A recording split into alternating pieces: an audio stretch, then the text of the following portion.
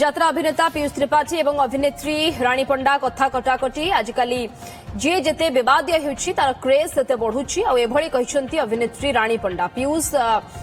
silent actor ହେଉଛି এবং কথা কম କହୁଛନ୍ତି ମୁରୁକୁ ମୁରୁକି ହସୁଛନ୍ତି ଦର୍ଶକଙ୍କୁ ଫସାଉଛନ୍ତି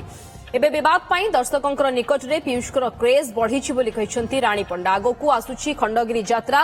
ସେଇଠି ହିଁ ଭେଟ ହେବ क्रेज जना पड़िबो बोली कहिसंती रानी सेबडे प्रतिक्रिया रखिसंती पीयूष किए कोन कहूछि मोर सतरे किछि जाय आसे नाही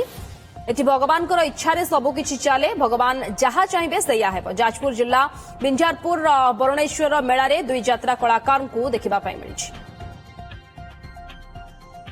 कंट्रोवर्सी जो करूछंती एमाने गोटे पब्लिसिटी पाई कंट्रोवर्सी करूछंती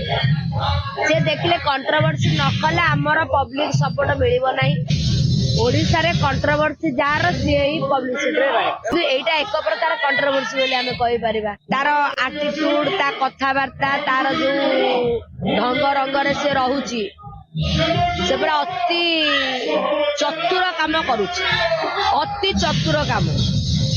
पूरा साइलेंटले से वाइब्रेट काम करूची षडयंत्र भगवान ପାଇଁ भी करा जायतिला